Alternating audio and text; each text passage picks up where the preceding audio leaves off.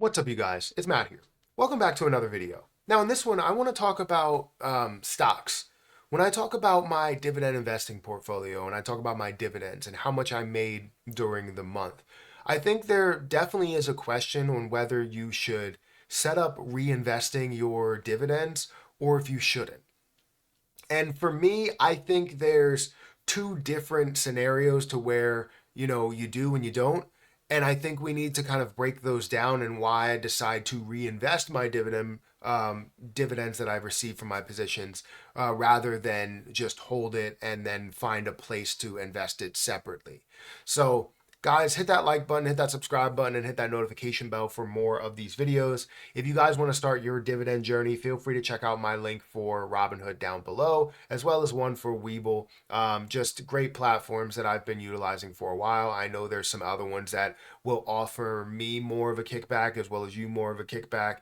But I feel like these are just great platforms that offer you the best tools, even though they don't offer you the absolute best, shares or bonus that you're getting when you sign up for a new platform. So feel free to check out those links down below. They are great.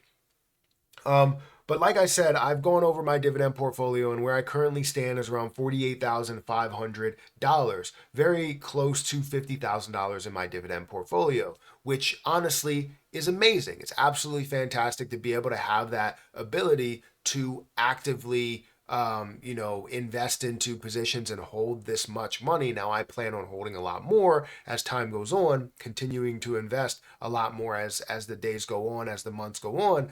Average, I want it to be around $2,000 per month. We're over that average for this year, so we still now want to just continue that average from here on out, kind of start fresh in a way. Which we've already invested 1,000, so we have 1,000 more to invest. But honestly, I want to get to 50,000, so it's making me want to invest 1,500. But that's not the purpose of this video. The purpose of this video is to talk about not only these dividend investments that I have, whether it's ticker symbol O, SPHD, SPYD, SCHD, whatever it is, right? The reason why I brought this to your attention is because somebody asked me about dividend reinvesting versus holding those and just collecting those or putting those in your bank account, right? What's the purpose of doing those? Now, if you want to build your portfolio faster, not only will you want to see it grow, right? See the maybe 5%, 8%, 10%, or whatever, you're also going to want to see the dividends that are reinvested into that same portfolio, because you're getting the 8%. Let's say you have $100,000 there and you're getting 8%, you're getting $8,000 in just the gains for that average per year. And then if you also gain a 5% dividend yield, 3%, 2% dividend yield, you're gaining a lot on those specific positions as well. So ultimately, let's say for me, I can gain, an extra $2,000 over the year by just taking my dividends and reinvesting them into the portfolio. And as we see growth in some of those positions, if they grow more aggressively, you gain a lot. But you could also decide to take those dividends and not reinvest them into the same position, but invest them into an entirely new position. And I think that's where the question really comes up, is like, what should you do with your dividends as you receive them? So like say today, I just received a dividend from, let me go back into my account. I just received a dividend from JP Morgan Equity Premium, where I received $27.41. Now, this was just reinvested. You can see the dividend reinvestment. It has been reinvested. And what's the purpose? Why did I decide to do that and reinvest into that one? Well, these are positions that already have been established as showing me the positive growth, showing me that they're paying me a consistent dividend. So why not consistently just average into those or continue to add that dividend back into that play? And ultimately, right, there's times in the beginning where if you're in the beginning stages of investing into your dividend portfolio, you want to continue to just not even touch it, because the more that you touch it, the more that you're tempted to do something extra with it. The less you touch it, the better, right? Set it and forget it. Leave it there for a long period of time. Gain, reinvest So get those dividends, reinvest, not have to worry about it at all. And then when you come back to it, it's at a massive level and you didn't do anything extra. You didn't go and say, okay, I'm going to take this dividend and day trade it. Because if I day trade it, now I can gain a little bit extra on that. It's like, no, you're gaining the dividends for a reason. Reinvest it into your position. Now, there's another situation that could happen.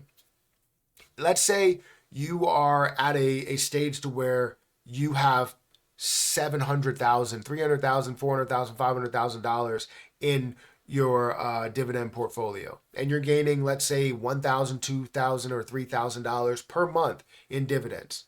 If you're at a point to where you now want to take those dividends that you receive and utilize them as income, yes, I don't think you should reinvest them, right? Because reinvesting that there means that you're not now using your money for your bills and the things that you want. So once you get to a solid stage to where you're like, I'm comfortable with what I'm gaining here, I'm comfortable with how much I have in my dividend portfolio, and I don't necessarily need any more. And if it does provide me with more of a gain, like 8% gain over time, I'll take that gain and let that sit there and let it grow.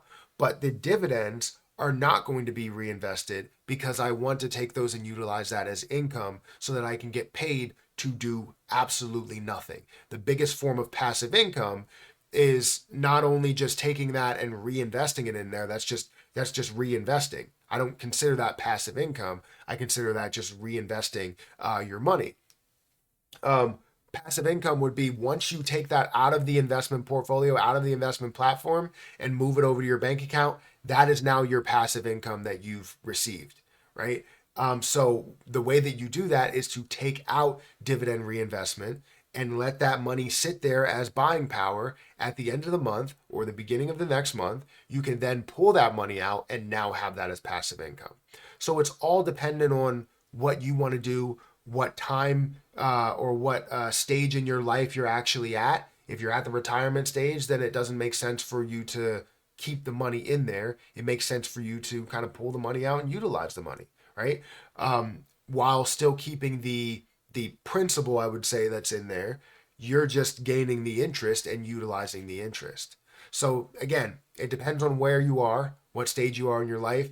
It depends on what you want to do with that, on whether you want to be completely hands-free or you want to be hands-on.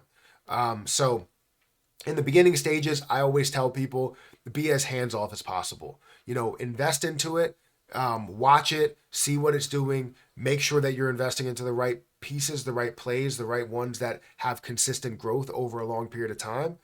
But let the dividends continue to reinvest, especially in the beginning stages. That's where you build up everything.